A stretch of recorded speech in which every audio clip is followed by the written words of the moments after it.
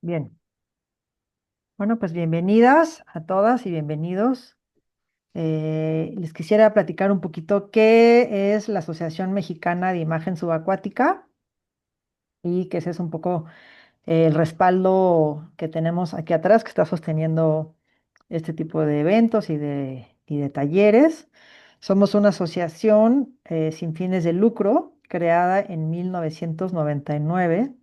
Somos fotógrafas y fotógrafos mexicanos subacuáticos y nos dedicamos a generar imágenes subacuáticas con el fin de difundir la riqueza marina no nada más de México, sino del mundo y generar materiales de divulgación como calendarios, exposiciones.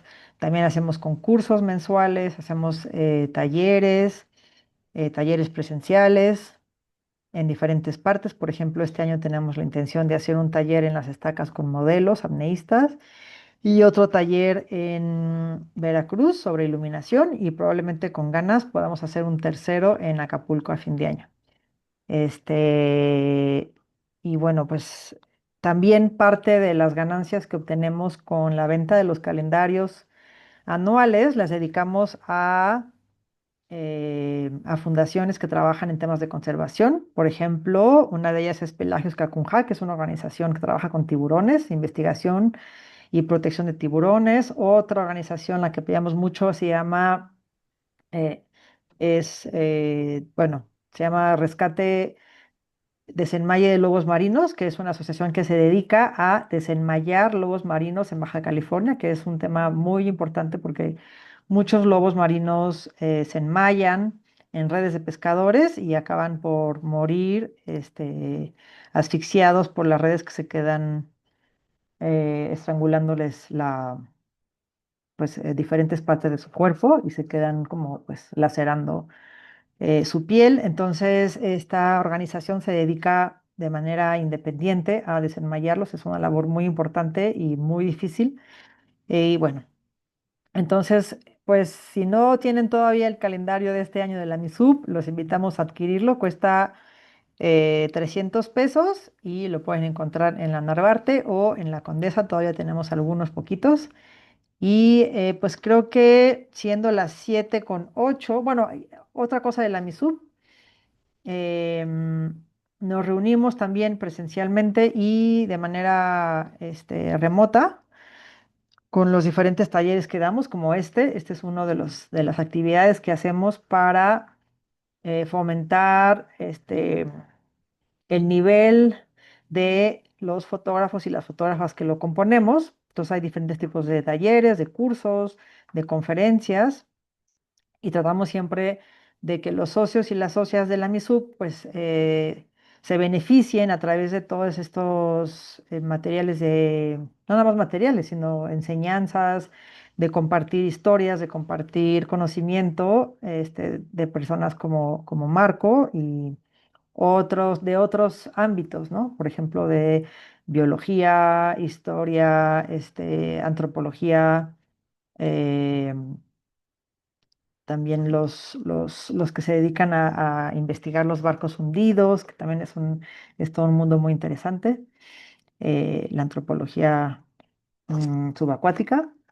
Y bueno, pues eso es lo que somos. Aquí tenemos a varias socias y socios de la MISUB, que me da mucho gusto que estén presentes porque muchos de estos talleres los hacemos justamente para ellas y ellos. Así que bienvenidas y me da mucho, mucho, mucho gusto ver que también hay otras personas conocidas y amigos y amigas de Marco. Qué bueno que están aquí, bienvenidos. Y pues sin más por el momento, no sé si Heidi, que es nuestra presidenta, quisiera decir algo más. Pues me da muchísimo gusto ver que hay gente que es fuera de la MISUB, no, más de un país como Venezuela, que es el país de mi papá, y pues qué emoción que empiece a abrirse este mundo submarino, ahora sí que pues por todo el continente. Así que gracias Marco y gracias a todos por participar y pues adelante, vamos. Bien. Pues quisiera leer un poco la presentación de quién es Marco, para quienes no lo conozcan. Yo creo que la gran mayoría ya sabe quién es, su larga trayectoria y su gran valor, pero bueno, vamos a hacer un repaso rápido. Marco Santaniello es de Venezuela, nació en 1981. Él es cineasta especializado en la dirección de fotografía cinematográfica. Ha participado en diversas producciones en Venezuela y Latinoamérica, como los largometrajes El río que nos atraviesa, fue producido en Venezuela, No, no OVNIs en puedo, Zacapa. Alison. Mm, Perdón, voy a silenciar aquí a quienes están hablando, perdón, gracias. Bárbara, también producido en Venezuela en 2017, además de diversos cortos y proyectos documentales y de ficción en países como Cuba, Bolivia, Guatemala y México. Ha sido docente, entre otras instituciones, en la Escuela Internacional de Cine y Televisión de Cuba, de la cual es egresado, y del Centro de Capacitación Cinematográfica de México. Tiene certificaciones como buzo Open Water Diver, buzo avanzado, buzo Rescue Diver, buzo Nitrox y por las agencias ACUC y NAWE. Forma parte del colectivo de creación cinematográfica latinoamericano Best Picture System. Pues la palabra es tuya y muchas gracias, Marco, por estar aquí con nosotros esta noche. No, el agradecimiento inmenso es mío para ustedes. Bueno, vale recalcar que esto está llegando a todas y todos gracias a pues la voluntad y los buenos auspicios y el patrocinio de la Asociación Mexicana de Imagen Cinematográfica, con la cual hemos tenido un acercamiento maravilloso durante el último año. Ellas y ellos me han dado el privilegio de poder siempre acercarme a sus imágenes, a la valoración de sus imágenes que producen constantemente. Y bueno, hoy estamos ampliando, digamos, esas colaboraciones y esas participaciones con la AMISUB, participando precisamente en estas actividades formativas, ¿no? Que también forman parte sustancial de las actividades de la asociación. Bueno, los saludos para comenzar, empezando, bueno, a esta hora cuando son 7:13 que damos comienzo al taller, 7:13, hora del centro de México, 9:13, hora de Venezuela, para quienes nos están acompañando desde allá, sobre todo desde mi querida isla de Margarita, de donde soy originario. Ahí empezó el amor y el acercamiento con el mar, precisamente. Y bueno, saludos a todas las paisanas y paisanos que se están conectando, queridas amigas y queridos amigos, panas que están desde allá y que también están teniendo la oportunidad de incorporarse a esta actividad que también les compete mucho a ustedes por allá, y esperemos empezar a generar intercambios y que buzos mexicanos vayan para allá y buzos venezolanos vengan cada vez más para acá. Pues bueno, nada, vamos a darle comienzo entonces.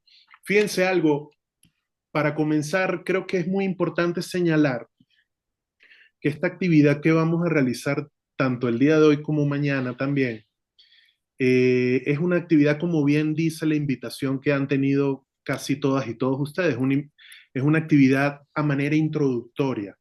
Quizás para muchas y muchos de ustedes, mucha de la información y de lo que vamos a conversar durante todo este trayecto, en estas 2 horas y en las de mañana también, sean ya temas conocidos y cubiertos. Lo particular de esto es que precisamente debe haber en este mismo video encuentro, vamos a llamarlo así, en esta video aula virtual, deben de haber los dos extremos que siempre se nos presentan en estos casos. Deben de haber seguramente fotógrafas y fotógrafos que no han tenido contacto nunca con el mundo del submarinismo, con el mundo de las actividades subacuáticas y que quieren empezar a tener una idea al respecto. Y debe haber buzas y buzos que o ya están, digamos, metidos y metidas en el tema de la fotografía subacuática o apenas están comenzando a acercarse a eso. Entonces siempre el tema, cuando estamos en estos procesos de enseñanza y aprendizaje, en estos encuentros donde el tema de la fotografía se da de una manera introductoria, se da con estos dos tipos de público, ¿no? Entonces, bueno, quizás vaya a ser redundante mucha de la información que vamos a ver, pero creo que nunca está de más, nunca está de más volver a hacer un repaso de cosas fundamentales para tenerlas de nuevo bastante claras y poder también, acuérdense, siempre hacer agentes multiplicadores de ese aprendizaje y de esa formación, también multiplicar todo el conocimiento y el aprendizaje que tengamos por acá. Entonces, bueno, dicho esto, vamos a comenzar y yo voy a compartir lo que sería la primera presentación, ¿no? Ahí la están viendo bien. Sí, Perfecto. Bueno, vamos a comenzar, digamos, con lo más básico de lo más básico para volver otra vez a tener, digamos, como los conceptos muy claros, aunque ya todos llevemos muchos años conociéndolas, aprendiéndolas y aplicándolas, pero para tener muy claro todo lo que vamos a hablar hoy. Porque como vieron en el pequeño resumen de la invitación a esta actividad, vamos a hablar hoy mucho de física. Si nos alcanza, también vamos a hablar un poco de la historia, de cómo fue todo este proceso para que el registro de la imagen subacuática esté en el punto en el que está hoy. Vamos entonces a hacer un repaso histórico también de eso, que es muy importante tener ese ejercicio de memoria, de referencias, de cómo toda esta tecnología fue evolucionando. Pero bueno, hablemos entonces en un principio de nuestra materia prima fundamental, que es la imagen, ¿no? Eh, la imagen como tal, ¿no? Antes de entrar propiamente a la imagen subacuática. Déjenme ver si... Ok, aquí la siguen viendo bien la presentación, ¿no? ujú, Perfecto. Bueno, nuestra materia prima es, como saben, para construir la imagen necesitamos esa materia prima que es la luz que sin ella obviamente no hay posibilidad alguna de construir una imagen, ¿no? En estas fotografías, en estas maravillosas imágenes que vemos acá, pues vemos cómo la luz y la sombra configura la construcción de la imagen. Todo esto obviamente en la manera directa como la vemos, así a simple vista, pues obviamente eh, la vemos en primer lugar desde una subjetividad nuestra. La percepción pasa por obviamente todo un proceso biológico, después todo un proceso, digamos, mental, intelectual, y después todo un proceso social, porque viene después toda la interpretación que le damos a esas imágenes también, ¿no? Entonces, eh, luz e imagen van a ser nuestra materia prima, algo muy redundante, y sabemos que la luz, pues, ya hablando un poco científicamente, estamos hablando de una manifestación de la naturaleza que se da a partir de la radiación electromagnética. Acuérdense, cuando hablamos de radiación estamos hablando de energía, entonces estamos hablando de energía radiante que puede ser percibida por el ojo humano, como dice este concepto de lo más básico que podemos conseguir en cualquier enciclopedia que tengamos a la mano, tanto física como electrónica. Digamos que en física pues se usa el término de la luz en un sentido más amplio e incluye pues todo el campo de radiación conocido como el espectro electromagnético, mientras el término conocido como la luz visible señala específicamente la radiación en esa parte visible del espectro electromagnético. Entonces, para que lo veamos mejor, todavía no, pero para que lo veamos mejor, tenemos, imagínense un gran territorio invisible que está alrededor de nosotros, que se llama precisamente el espectro electromagnético, pero que hay una pequeñísima parte de ese territorio que se hace visible para nosotros. En esa parte está precisamente la luz. Pero antes de graficar y entender mejor eso, que ahorita suena un poco abstracto, vamos a entender que la luz tiene dos teorías por las cuales se ha sustentado en la física, científicamente hablando, pues. Una teoría que dice que la luz se forma a partir de un fotón, que estamos hablando de la teoría corpuscular, que es la que habla de que la luz se forma a partir de una partícula elemental responsable de las manifestaciones cuánticas del fenómeno electromagnético, ¿no? Eso por un lado, ¿no? La teoría corpuscular, la teoría de la cual partimos de que la luz se forma o llega a nosotros, a nuestra percepción humana, a partir de un fotón. Pero también, y esta nos puede interesar más para todo lo que vamos a recorrer ahora, también hay otra teoría que sustenta la existencia de la luz en la naturaleza, que es la de la onda electromagnética, que es la teoría ondulatoria. Ya vamos a ver por qué el nombre de lo ondulatorio.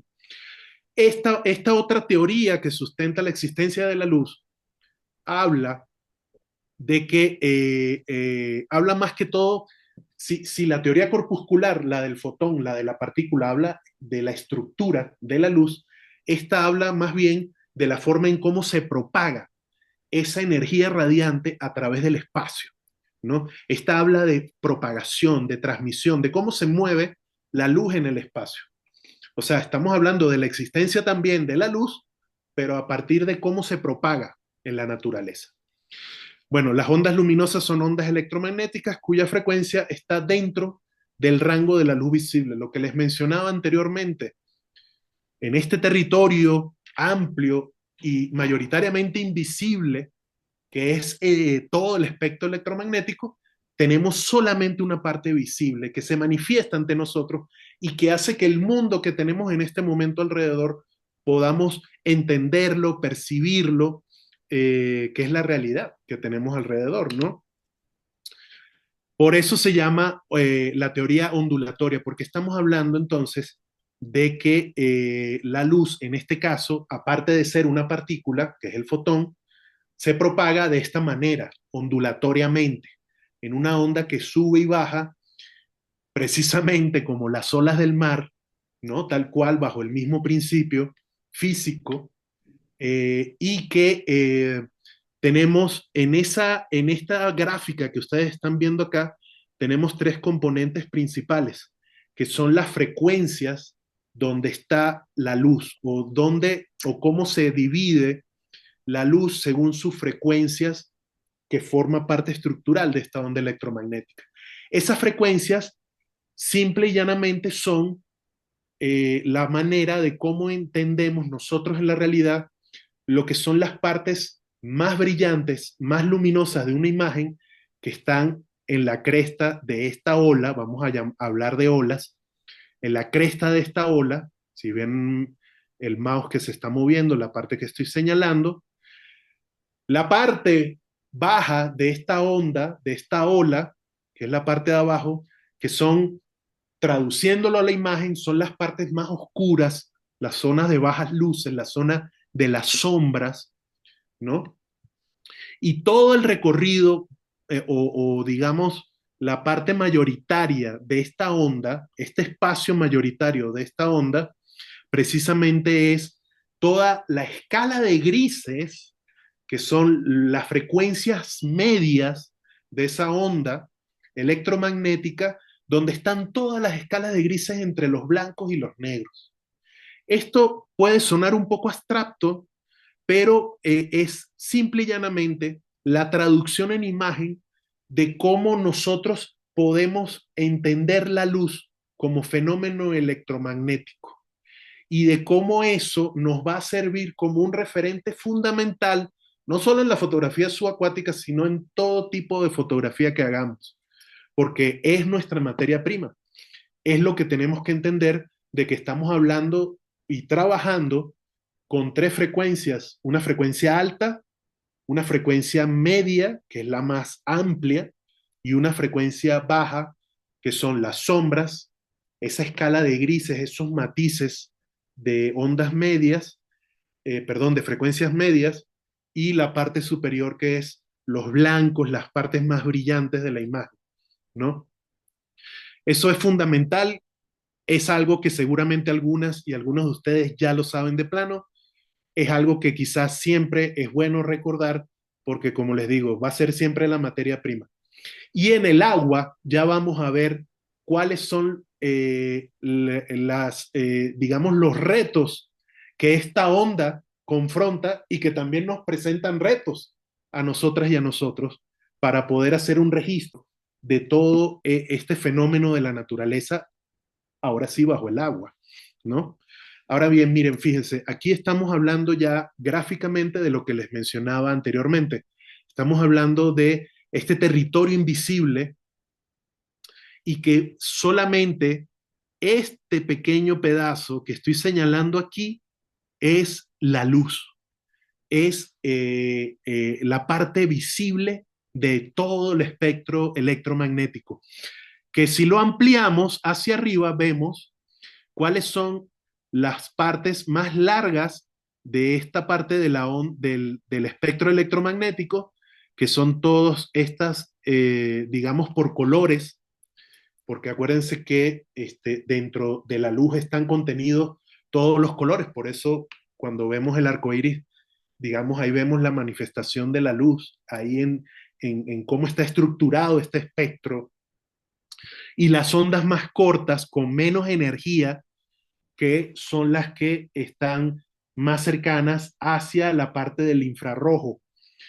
El infrarrojo y el ultravioleta son los vecinos invisibles para el ojo humano de esta parte del espectro visible de la onda electromagnética, que es la luz, ¿no? Esto puede sonar un poquito enredado para quien no está metido tanto en el tema, pero simple y llanamente es entender de que aquí está la luz situada en este pequeño espacio de todo este gran territorio invisible. Fíjense, el ojo humano no puede ver a simple vista los vecinos de esta parte visible del espectro electromagnético como es la luz, el ultravioleta y los infrarrojos, pero ya ha habido tecnología humana que ha hecho posible poder ver, por ejemplo, los infrarrojos, como en el caso de esta imagen. Esta imagen es una fotografía tomada con un soporte, dígase de película o dígase digital, que es capaz de registrar la parte no visible para nosotros de los infrarrojos. Esta tecnología fue muy usada y sigue siendo muy usada, anteriormente fue muy usada, pues obviamente con motivos bélicos, como lamentablemente casi siempre es en la historia de la tecnología humana, después de que hay una gran guerra mundial, hay, digamos, como una secuela de desarrollo tecnológico y obviamente una de esas secuelas, digamos, de desarrollo tecnológico que hubo a partir de toda esta tecnología bélica fue, por supuesto, el tema del desarrollo de soportes fotosensibles para registrar la parte infrarroja de la imagen. Fíjense cómo, perdón, del espectro electromagnético. Fíjense cómo el follaje de la vegetación adquiere un color blanco, como si estuviera prácticamente cubierto de nieve, como si fueran palmeras tropicales cubiertas de nieve, y eso se usaba sobre todo para detectar camuflajes, para separar el camuflaje del follaje natural, y entonces para eso era para uso militar también. Estaba hecho para uso climatológico, para uso geográfico, etcétera, etcétera. Tiene muchos usos científicos la imagen infrarroja. Pero bueno, fíjense ustedes cómo ha sido posible que el ser humano haya desarrollado una tecnología para que en este último momento de la historia de la humanidad, estoy hablando de los últimos 100 años, hayamos poder hacer visible para nosotras y nosotros la parte invisible del espectro electromagnético, como lo es el infrarrojo y como lo demuestra esta imagen de una fotografía infrarroja. Para hacerlo más doméstico y más accesible a nosotros es entender de que todos los aparatos que usamos hoy en día producen, reciben y emiten muchas de las, digamos, de los espacios de este gran espectro electromagnético. En este mismo momento que estamos hablando ustedes y yo, en el punto en donde ustedes se encuentren y donde estoy situado yo, nos están cruzando a través de nuestros cuerpos, nos están cruzando todas estas frecuencias y todas estas, digamos, espacios del espectro electromagnético en sus radiaciones no ionizantes y en sus radiaciones ionizantes, como dice ahí.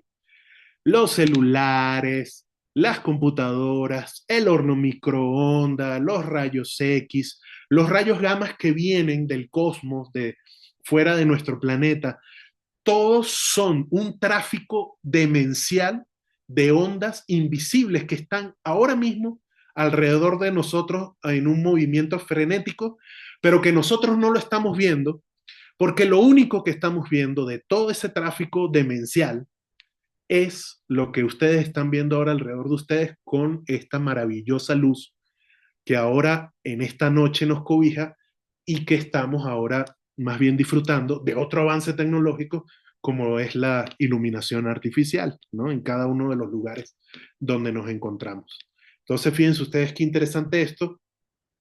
Y yo decidí comenzar por aquí porque después ya van a ver dentro de un momento cómo esto forma parte fundamental para entender cómo esto sufre, o no digamos sufre, pero tiene unas variaciones importantísimas a considerar cuando vamos a trabajar debajo del agua, ¿no? Bueno, no tanto, esto es muy importante.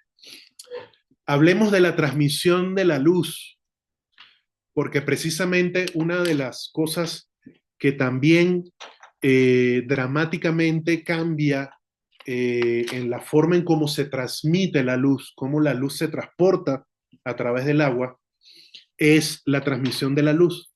Hay varios fenómenos de cómo la luz se transmite. Vamos a hablar ahora mismo y como ustedes ya les he dicho anteriormente, estamos hablando de la transmisión de la luz a través del aire, ¿no? Hay varios fenómenos que ocurren en esa transmisión de la luz.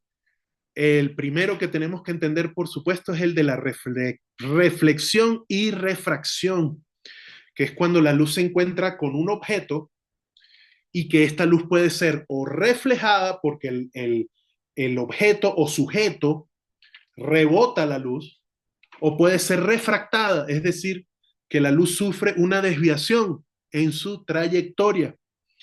Esta parte es súper importante entenderla porque es un fenómeno que nos va a estar exigiendo siempre tener mucho cuidado de ella y tener conciencia sobre todo de ella cuando estemos trabajando debajo del agua. Otro fenómeno que ocurre es el de la absorción, cuando algunos objetos pueden absorber la luz. ¿Y qué significa esto? Que la luz no es reflejada ni transmitida, como en el caso anterior, sino que se convierte en una forma de energía o en otra forma de energía. O sea, sigue siendo energía radiante, pero en este caso la absorción hace más bien que la luz sufra un proceso de transformación, ¿no?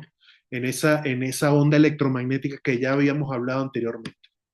Y por último tenemos la difracción, que es cuando la luz también puede curvarse ligeramente alrededor de objetos puntiagudos o pasar a través de aperturas estrechas, un fenómeno conocido como difracción. Eso es, por ejemplo, el principio básico con el cual funciona, por ejemplo, o empezó a funcionar la tecnología de la cámara oscura. Ahorita les voy a poner un referente histórico de ese tema de la difracción a través de la cámara oscura, el primer dispositivo tecnológico con el cual empezó a registrarse de forma análoga la imagen de la realidad en un soporte físico para dejarlo registrado. A ver. Bueno, aquí está gráficamente todos los fenómenos que estuvimos hablando anteriormente. La transmisión, la reflexión, la refracción, ojo con esta, vamos a volver a ella, la refracción, la difracción, la absorción y la dispersión, que también es un fenómeno que también nos va a interesar, sobre todo cuando estemos haciendo nuestros registros subacuáticos. A ver, voy a adelantarme un poco. Miren ustedes esto, hablando de un poco del tema que les mencionaba anteriormente, como un referente histórico a nivel de las tecnologías de registro de la imagen, como es la cámara oscura. La cámara oscura, como ustedes verán, ahí estamos hablando de un fenómeno de difracción, ¿no? Porque este pequeño, la forma en la cual entraba la luz, digo, creía tener otro ejemplo por acá mejor, pero ahorita mismo no cuento con él.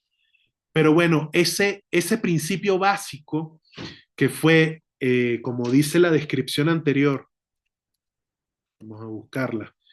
La luz también puede curvarse ligeramente alrededor de objetos puntiagudos o pasar a través de una abertura estrecha, y es el fenómeno conocido como difracción. Entonces, la cámara oscura funcionaba bajo ese principio y fue la primera manera de registrar una imagen de manera análoga a la realidad, porque como ustedes bien saben, hasta ese momento visualmente la pintura era la única manera de representar a personajes, a lugares, a objetos que formaban parte de la realidad de esa época.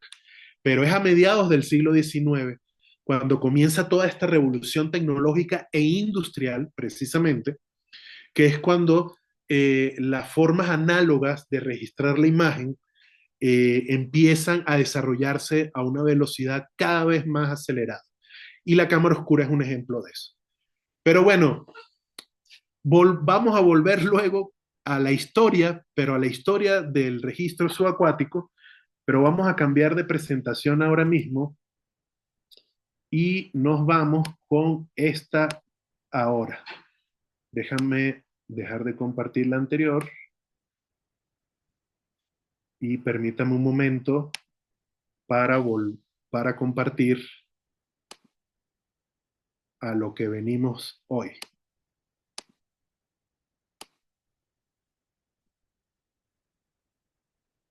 Muy interesante lo que dice aquí en el chat Mike Arroyo. Dice, la oscuridad no existe, sino la ausencia de luz. Exacto, precisamente. Una y otra se complementa, una y otra existe a partir de la otra, y es precisamente la oscuridad la que existe a partir de esa ausencia de luz. Y es muy interesante pensar eso porque incluso tiene hasta una connotación filosófica. Muchas gracias por ese aporte, Mike. Bueno, vamos a compartir ahora esta presentación que es la que nos compete el día de hoy. Y es, digamos, ya hablar un poco de la imagen subacuática. Vamos a irnos de lleno con la reproducción de la presentación. Ahí la están viendo bien, ¿verdad? A ver si alguien Sí, me se ve confirma. muy bien, se ve Sí, sí, súper. aquí se Sí, ve fino. perfecto, buenísimo, finísimo. Muy bien. Bueno, vamos a entrar de lleno entonces y vamos a conectar toda esta parte que fue como el ABC de la física de la luz para entender entonces cómo esto lo vamos a empezar a traducir en el agua. Pero obviamente para los que no son buzas o buzos, hay que aclarar algo precisamente. Cuando estamos hablando de la física de la luz en el agua, tenemos que decir primero y principal que todo lo que va, no, todo lo que va a determinar las actividades subacuáticas es el hecho fundamental de que el agua es un medio más denso que el aire. Y eso va a implicar muchas cosas. Primero, para los seres humanos que tenemos la posibilidad de hacer vida bajo el agua, eso nos va a determinar, obviamente, ciertos aspectos fisiológicos sobre nuestro cuerpo, ¿no? Este, hay temas como los de la presión. Los que no son buzos o buzas saben que cuando han hecho intentos de sumergirse en el agua, cuesta un poco adaptarse al tema de la presión, sobre todo en las cavidades donde nuestro cuerpo, que la mayoría está constituido por líquido, nuestro cuerpo, digamos, tiene aire, pues nos cuesta, por ejemplo, los oídos, ¿no? Es el caso como más inmediato donde percibimos. Bueno, además de esos temas de la presión, como dice aquí, y del comportamiento de los gases, de estos gases que forman parte de nuestro cuerpo y que producto de la presión también tienen, digamos, un proceso fisiológico muy importante y que hay que entender muy bien para la preservación de nuestra vida bajo el agua y para que eso no sea un problema para desenvolvernos con toda la comodidad como lo hacemos las buzas y los buzos bajo el agua. Además de esas características que son básicas del buceo, hago la invitación precisamente para quienes no son buzas y buzos que están ahora aquí, a que se les interesa, pues incorpórense a esta preciosa y hermosa actividad, acercándose al centro de buceo más cercano, conociendo a las instructoras e instructores de buceo que tengan más a la mano, más cerca. Por aquí, por cierto, hay algunos, si les interesa. Pero bueno, además de todo eso, que forma parte, digamos, de los temas fundamentales para entender el medio en el que nos estamos metiendo, pues el agua obviamente tiene ciertas propiedades de absorción de la luz. Fíjense cómo vuelve, empezamos a hablar de los temas que acabamos de ver en cuanto a la transmisión de la luz. Porque el tema de la física de la luz en el agua es un tema de varias cualidades, pero una de ellas principalmente es la forma en cómo se transmite el agua cuando pasa, como lo vemos en la imagen que tenemos ahora actualmente en pantalla, cuando pasa del aire al agua. Ahí hay unos cambios importantísimos que tenemos que entender. Ya estamos mencionando uno aquí. El agua tiene ciertas propiedades de la absorción de la luz que nosotros no vamos a poder modificar ni controlar de ninguna manera. Así es la naturaleza. Y nosotros tenemos que adaptarnos a ella porque precisamente nosotros formamos parte de ella, ¿no? Como dice la hermosa filosofía de las culturas originarias de los Andes de Sudamérica. Bueno, dichas propiedades modifican de forma bastante importante aspectos como la dirección de la luz y los cambios cromáticos sobre los objetos, superficies e individuos. Vamos a entrar de lleno ahora, a continuación, en cada uno de esos aspectos brevemente, ¿no? El primer fenómeno, como les decía, muy importante a considerar es el de la refracción. Cuando la luz que está en el aire, que tiene una sola dirección, una sola trayectoria, casi de manera uniforme, cuando esa luz penetra del aire al agua, sufre un cambio en su dirección, esa luz se retrae de alguna manera.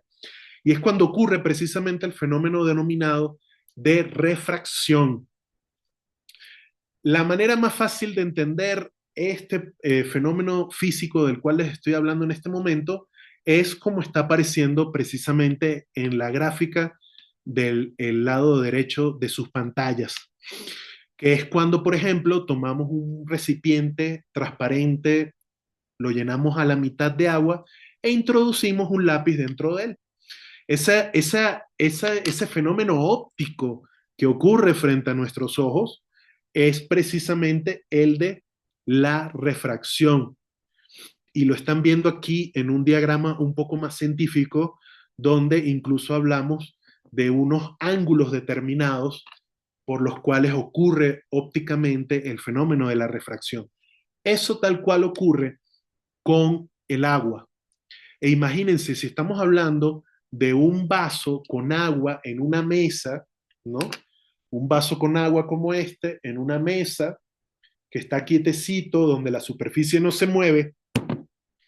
Imagínense en un espacio acuático como el mar, qué modificaciones en un oleaje bastante movido, en un mar bien picado, qué modificaciones ocurre en esa trayectoria de la luz. Y eso simplemente lo podemos ver en la manera de cómo esa luz hace una danza. Fíjense que ahí, de aquí pasamos de la física a la poética, porque precisamente estamos hablando de que nosotros bajo el agua podemos visualizar la danza de la luz, ¿no? Y es gracias a este fenómeno de la refracción donde hay unas modificaciones precisamente eh, de la trayectoria de la luz con el agua, ¿no? Lo vemos en el fondo de una alberca, aquí en México, una piscina en Venezuela.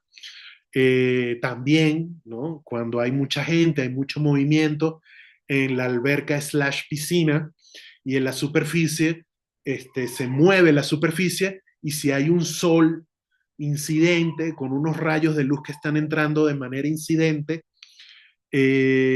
bueno, podemos ver visualmente, físicamente, podemos ver cómo se manifiesta este fenómeno de la refracción, ¿no? Entonces, este es un fenómeno muy importante a tomar en cuenta, ¿no? De cómo cambia esa trayectoria y de cómo si estamos hablando de usar luces naturales, o bueno, perdón, la luz natural, que la única que tenemos disponible y gratuita es el sol, bueno, por ahora gratuita, porque con el paso que vamos hasta quizás nos vayan a cobrar el sol algún día, ojalá que no, pero la fuente de luz natural principal que es el sol, o si nosotros decidimos meter fuentes artificiales de luz desde afuera del agua, ahí vamos a tener ciertos temas a considerar, ¿no? En eso estamos hablando, por ejemplo, cuando hacemos puestas en escenas, hacemos situaciones controladas de luz, sobre todo en la cinematografía, donde quizás un director de fotografía cinematográfico toma la decisión de eh, dibujar la luz desde afuera del agua y no adentro, porque son dos cosas bien distintas, son dos comportamientos bien distintos y todo pasa precisamente y mayoritariamente por este tema de la refracción. Si decidimos hacer una iluminación desde afuera del agua, desde un barco, desde un muelle o desde un sitio donde tengamos la posibilidad de instalar una fuente artificial de luz hacia adentro, vamos a tener estos temas de la refracción, ¿no? Ahora, dentro del agua es otra historia, ¿no? Pero bueno, otro fenómeno bastante importante y que se produce a partir precisamente de la refracción de la luz, al pasar. Bueno, aquí hay un error garrafal, me disculpan, que no es del agua al aire, sino al revés. De, no, mentira, sí es verdad. Sí, sí, no está correcto. Al pasar del agua al aire a través de la máscara de buceo, ya hablando directamente, sin ni siquiera hablar de cámaras todavía, pero lo que tenemos nosotros como posibilidad para poder visualizar el medio subacuático de una manera bastante, digamos, fidedigna, pues usamos máscaras de buceo, ¿no? Alguna gente lo puede llamar visor o como ustedes quieran, ¿no? Y pues ahí el fenómeno de refracción de la luz pasa del agua al aire a través de nuestras máscaras, ¿no? Porque en el interior de la máscara obviamente hay un espacio de aire que nos permite precisamente esta visualización. Fíjense esto, y esto es también muy importante para tomar en cuenta. Los objetos sumergidos para nuestra visión a través de este fenómeno, los objetos sumergidos parecen un 33% más grandes y un 25% más cerca de lo que realmente están cuando los estamos viendo debajo del agua. Por ahí de repente nos hemos podido asustar quizás porque vemos que se nos viene aproximando una criatura de las profundidades y creemos que es gigante, pero en verdad no lo es tan así. Lo veíamos simplemente un 33% más grande y un 25% más cerca de lo que realmente estaba, ¿no? Todo esto es, fíjense, a partir del fenómeno de la refracción. Este efecto visual, como dice aquí en el texto, este efecto visual hace que la distancia y el tamaño parezcan alterados, que la distancia de la cual nosotros que estamos haciendo registro con nuestros ojos o con nuestros dispositivos fotosensibles, las distancias se modifiquen y parezcan alteradas, provocando, pues diga, una percepción errónea de la profundidad visual del medio subacuático. Las personas que no hacen buceo y que están escuchando esto, lo pueden experimentar simplemente poniéndose una máscara y bajando tantito, haciendo un poquito de snorkeling o de free dive en el fondo subacuático, ¿no? Viendo cómo precisamente las cosas aparentan, tienen una apariencia visualmente hablando en la superficie y cambian drásticamente, pareciendo un 33% más grande y un 25% más cerca. Por ejemplo, un pez de 1 metro de largo que estás mirando desde una distancia de 1,33 metros, se verá como un pez de 1,33 metros de largo a una distancia de 1 metro. Esto cuando hablamos ya hablando, digamos, de la óptica fotográfica o cinematográfica, sea cual sea el caso, estamos hablando de que las ópticas, obviamente, también sufren una modificación por este fenómeno. Eso quiere decir que las distancias focales, es decir, los lentes o las ópticas que sean más angulares, su ángulo o campo de visión se va a reducir debajo del agua, como está graficado en la tabla que tenemos a nuestra derecha. El campo visual de una óptica, por ejemplo, de 28 milímetros, que en tierra, en el aire, tenemos un ángulo de visión de 74 grados. En el agua, bajo el agua, una óptica de 28 milímetros, su campo de visión se va a reducir a 59 grados de campo de visión. Entonces, eso nos hace concluir que las ópticas angulares se convierten en ópticas un poco más normales, las normales un poco más teles, etcétera, etcétera, etcétera. Todo eso son cosas que tenemos que tener muy conscientes, porque eso va a formar parte, y eso vamos a hablar más adelante, quizás mañana, eso va a formar parte de la planificación que vamos a tener que hacer según el tipo de registro que nos interese o que tengamos que hacer bajo el agua. Tenemos que planificar muy bien y tomar las decisiones correctas antes de entrar al agua, porque obviamente no vamos a poder cambiar de lente como fácilmente lo hacemos en la superficie, no vamos a poder cambiar de lente bajo el agua. Bajo el agua o antes de entrar al agua, tenemos que tomar la decisión correcta de cuáles son los tipos de ópticas que vamos a utilizar, porque abajo en el agua no vamos a poder hacer ninguna modificación de esas distancias focales. Entonces, fíjense ustedes, planificación, que como en líneas generales, en el buceo en general, forma parte fundamental del rigor que tenemos que hacer para el desarrollo de esta actividad, pues la fotografía subacuática requiere el mismo rigor al momento de planificar todo el registro subacuático que vamos a hacer. Entonces, esto es un aspecto muy importante. Recuerden entonces, los objetos sumergidos parecen un 33% más grandes y un 25% más cerca. Así que no se dejen engañar, que el agua no les engañe. Bueno, otro fenómeno también muy importante es el aspecto cromático. ¿Qué pasa con los colores debajo del agua? Esto es un tema que a mí me apasiona mucho eh, porque me parece increíble y además ratifica el principio básico y como lo vimos anteriormente en el entendimiento de que la onda electromagnética de la luz dentro de ellas pues están contenidos todos los colores que están dentro de la naturaleza. Y la manifestación física que tenemos nosotros, la oportunidad que tenemos nosotras y nosotros como seres humanos de ver directamente cómo se manifiesta eso en la naturaleza, es pudiendo sumergirnos, pudiendo vivir un rato bajo el agua, tener ese maravilloso privilegio y poder evidenciar cómo eso forma o es parte fundamental, estructuralmente hablando, de la onda electromagnética de la luz, ¿no? Y se da porque, pues, hay una pérdida, o como va a decir por ahí más adelante, una absorción selectiva. Pero vamos a leer un poquito lo que dice aquí, lo que le hemos preparado acá.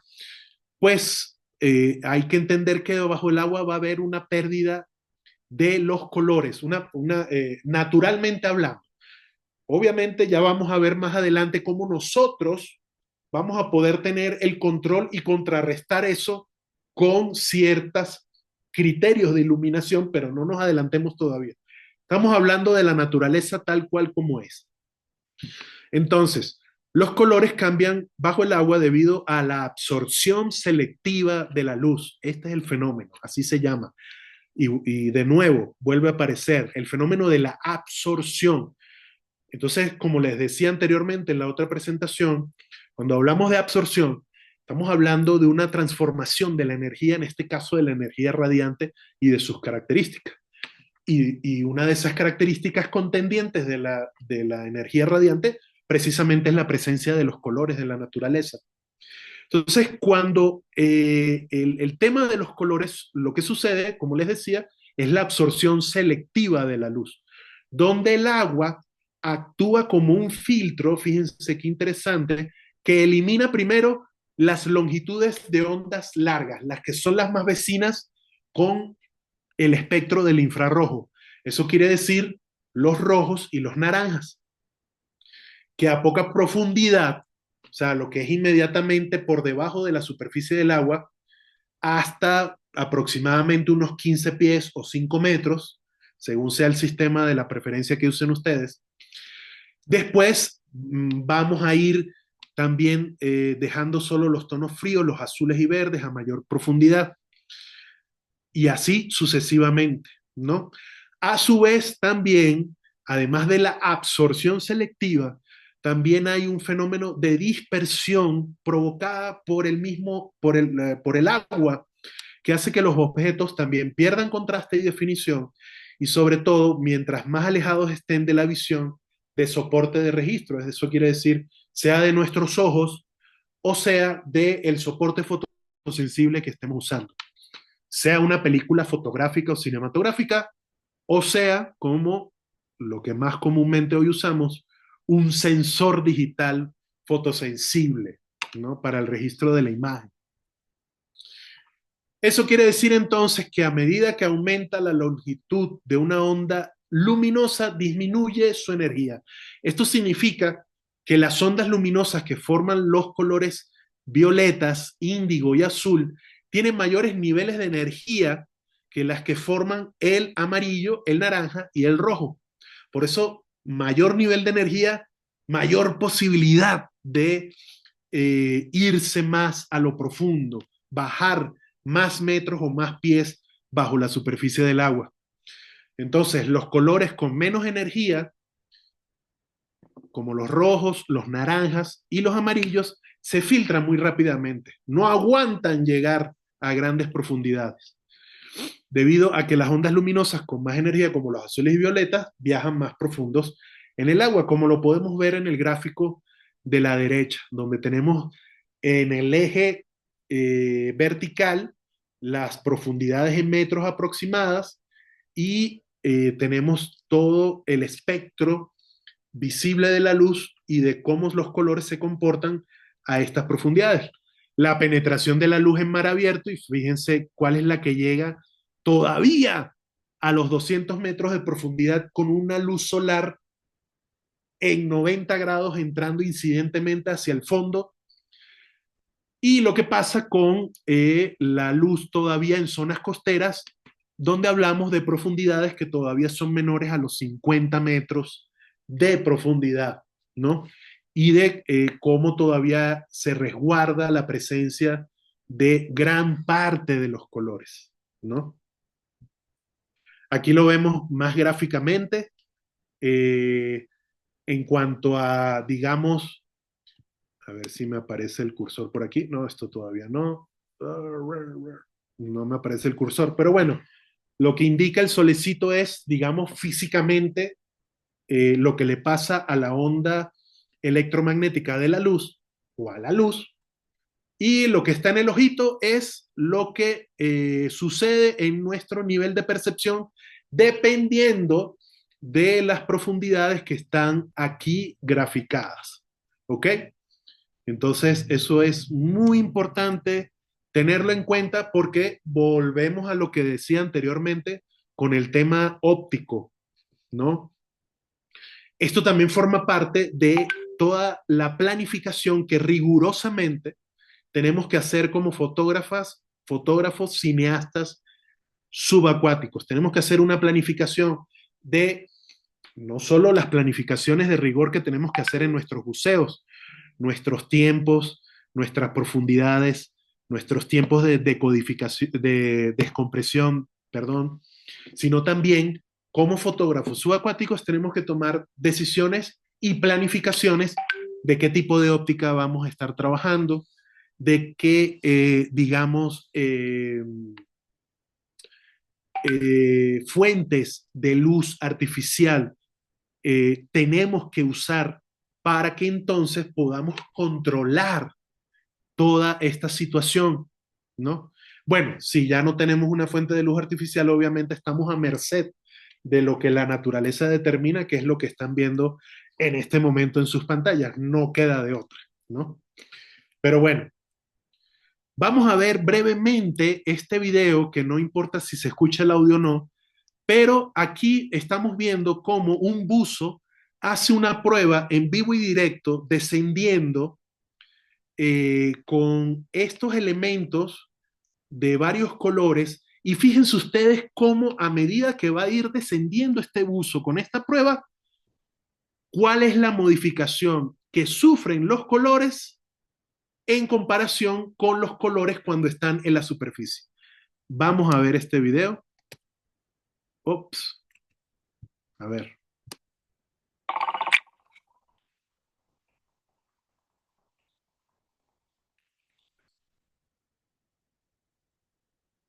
Lo que decíamos, refracción hace que los objetos sean 33% más grandes.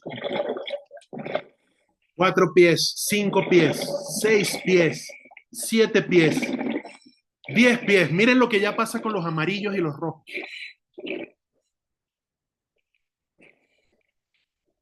Obviamente esto es a una velocidad muy acelerada porque nadie debería bajar así tan violento. Pero fíjense, ya estamos a 45 pies de profundidad y miren el comportamiento de los colores.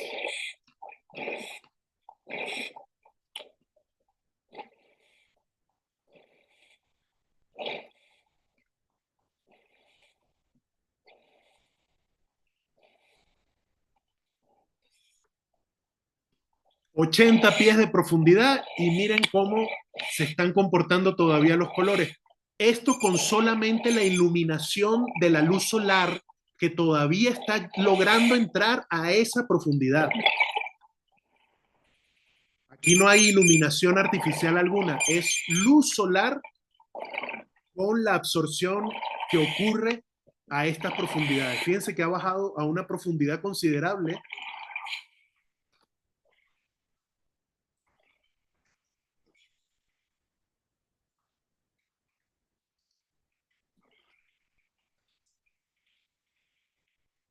Anda, me puedes.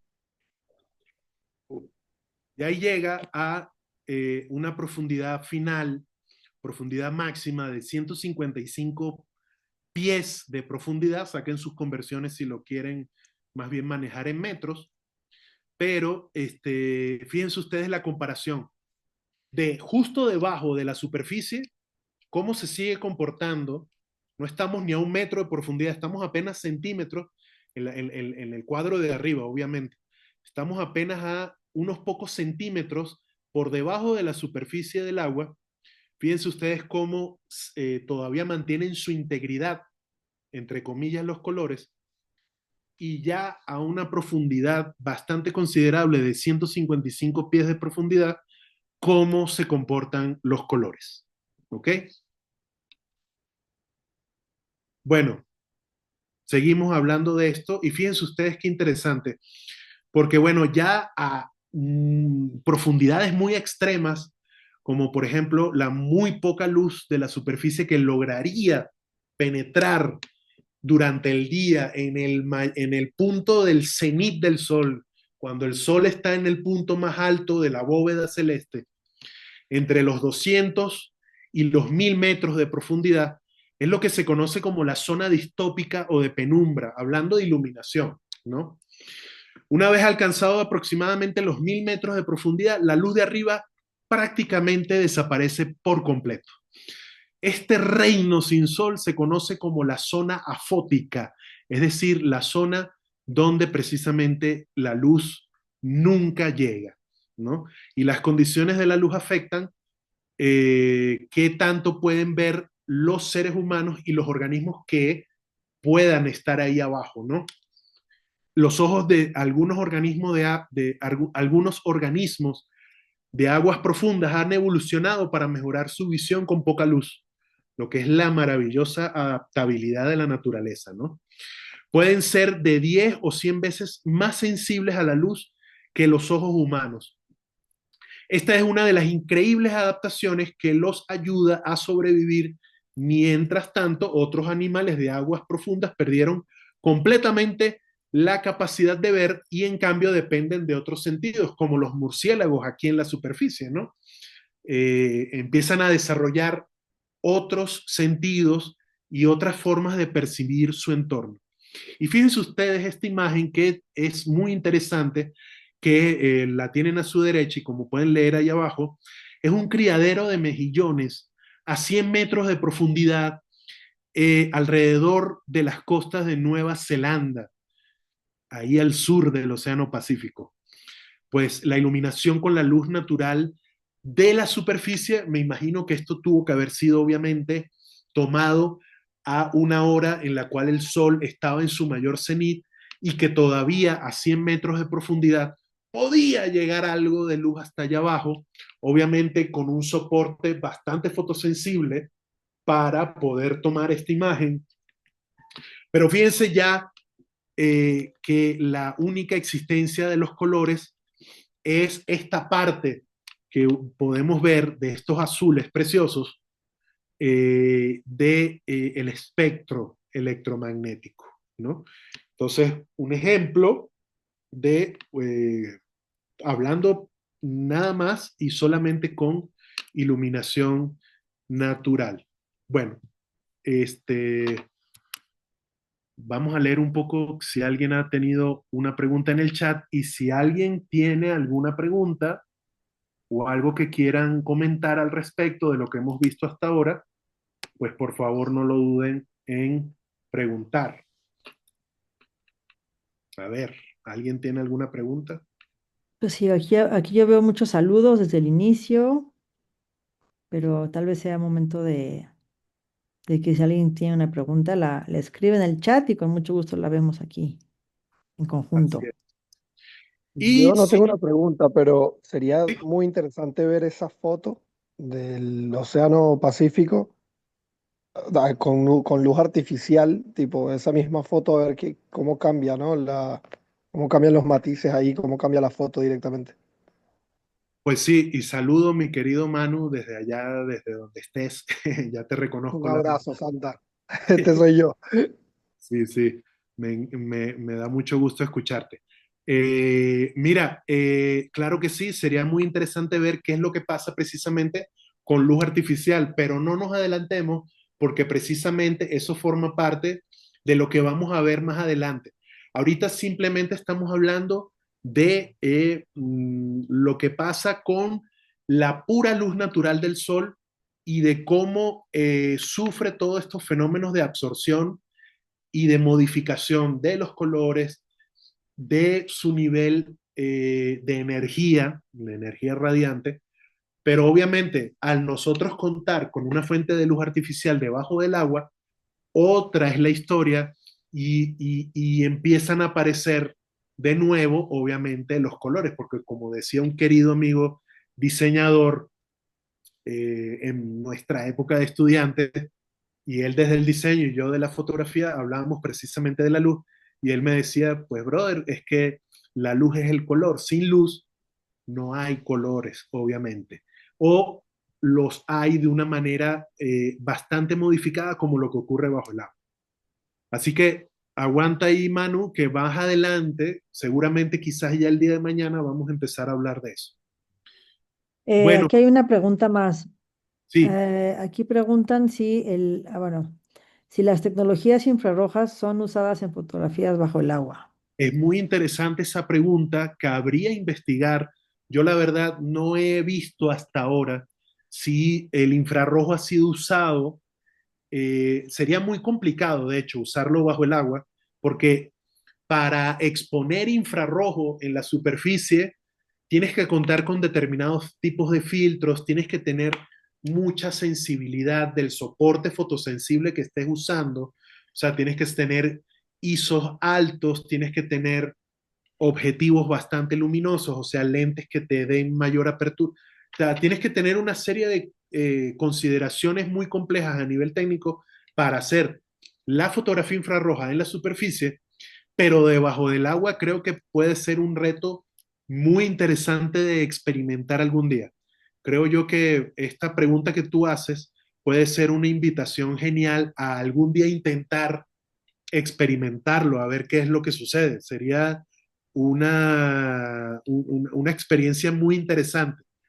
A ver si con la MISUB armamos algún día una locura de fotografía infrarroja bajo el agua. Bueno, yo lo que sé es que el agua absorbe mucho la luz infrarroja, o sea, la radiación infrarroja, Exacto. y que no puede llegar a prácticamente, o sea, a muy poca profundidad. A muy poquísima A muy profundidad. poquísima profundidad. O sea, una de las características, digamos, de la absorción del agua es que prácticamente elimina la luz, la radiación infrarroja. Pero voy a averiguar un poquito más qué tanta es esa radiación la que puede llegar.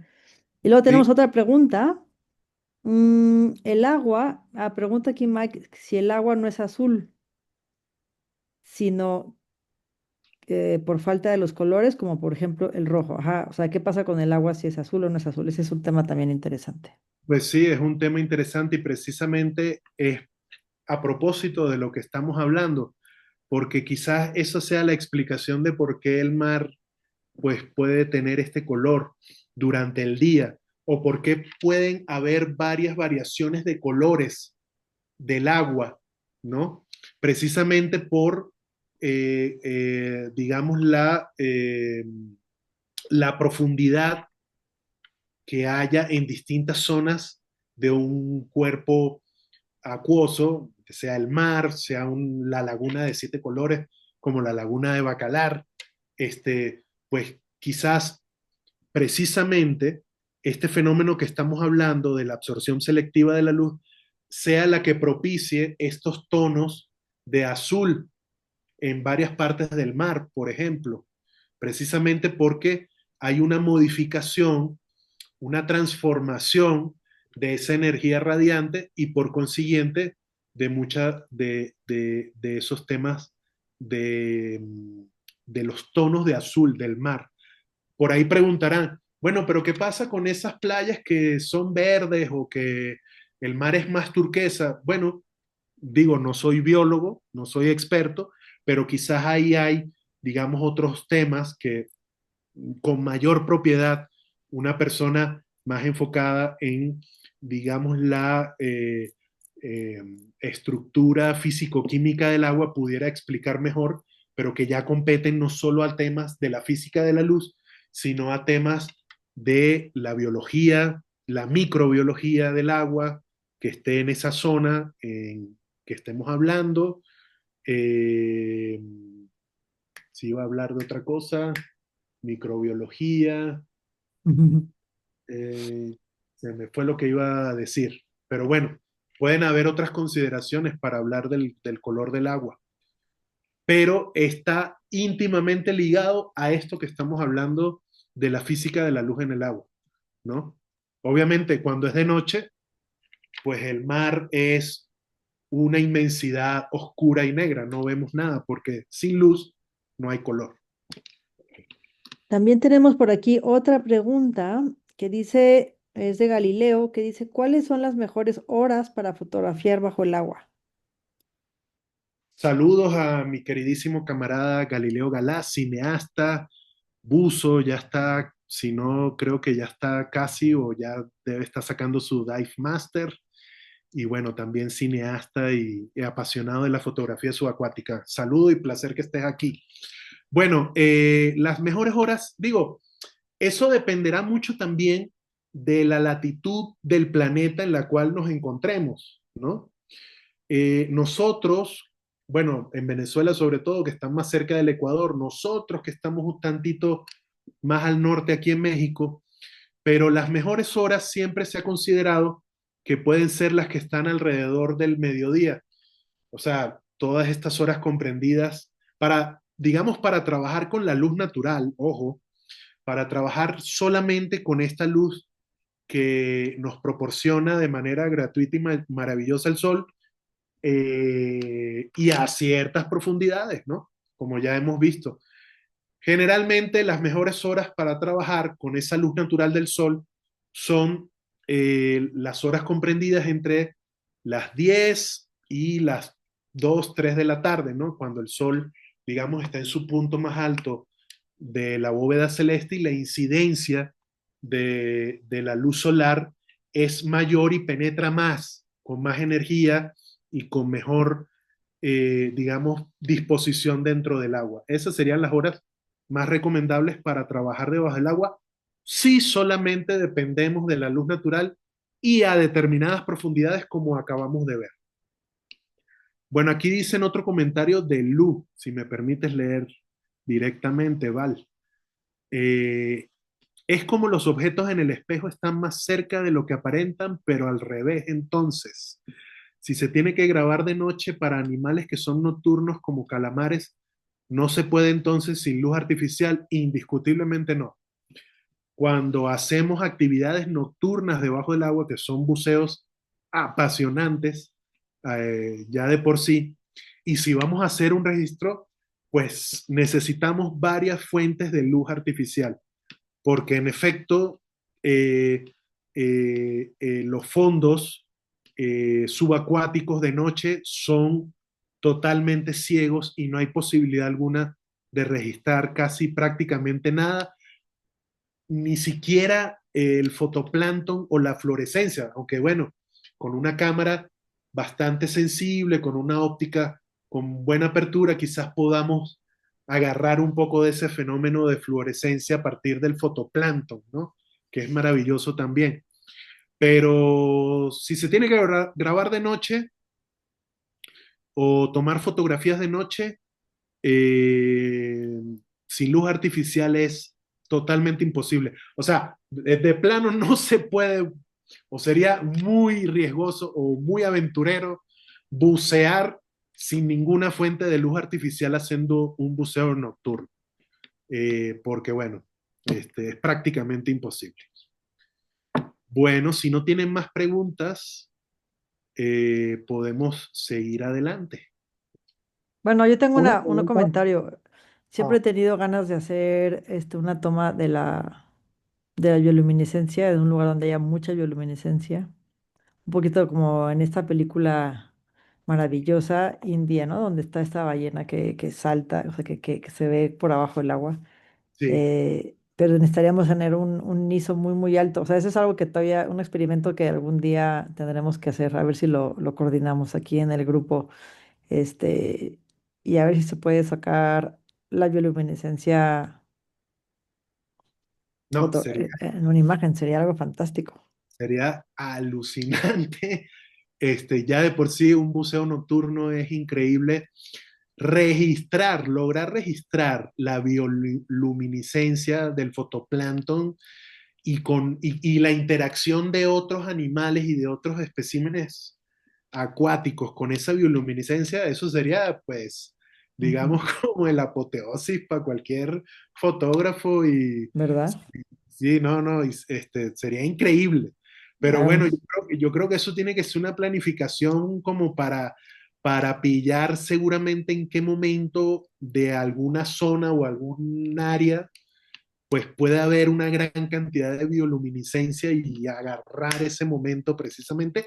Y como tú bien dices, Val, y que temas que ya veremos más adelante también, prepararnos con un equipo lo suficientemente adecuado y preparado para que sea lo suficientemente fotosensible para poder registrar eso. Bueno, muy bien. Val, no sé si continuamos, porque bueno, ya Sí, sí, nos queda dale, poco. dale. Bueno, vamos a continuar entonces. Déjame irme a pantalla completa. Ahí están viéndola chido y fino. Se ve, se ve. Muy bien. Bueno, vamos a hablar un poco de historia, ¿no? Para terminar el día de hoy.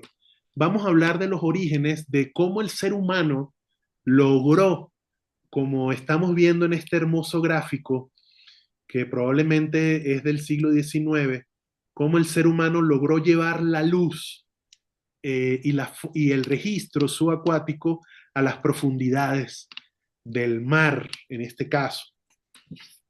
Bueno, hay muchos, digamos, momentos importantes de la historia de la vida del ser humano debajo del agua, pero para lo que nos interesa en este encuentro, vamos a empezar por ese primer intento que se tuvo, o por lo menos uno de los primeros intentos registrados del que se tiene conocimiento en la historia de un intento fotográfico bajo el agua y que es realizado a mediados del siglo XIX, en la década de 1850, por un cabo del ejército alemán que después se convirtió en uno de los más grandes inventores e ingenieros navales de su país, como lo fue el señor Wilhelm Bauer, que lo tenemos aquí en esta imagen a la derecha, el señor Bauer, uno de los pioneros de la ingeniería naval en general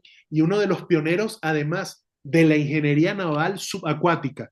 Obviamente, y adivinen qué, como lo habíamos mencionado anteriormente, gracias a necesidades de tipo bélico, pues este señor, que era un cabo del ejército alemán, pues, y para ganar superioridad armamentística a nivel de la guerra naval a mediados del siglo XIX, empieza a diseñar y a pensar los primeros submarinos.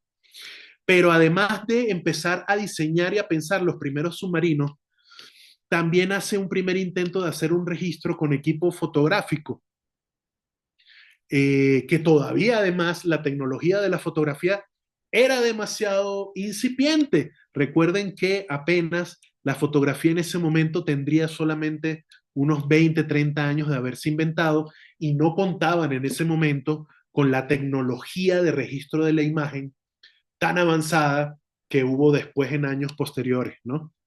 Pero este señor intenta hacer con un equipo fotográfico de la época, imagínense el armatoste, meterlo además en el segundo submarino que él inventó para usos bélicos, que se llamaba el Diable Marín o el Diablo Marino. Imagínense ese armatoste, entrarlo ahí a través de una pequeña escotilla sin tener mucha posibilidad de iluminación, de un soporte fotosensible, porque seguramente fue hecho sobre placas de vidrio, no era ni siquiera con película fotográfica en ese momento.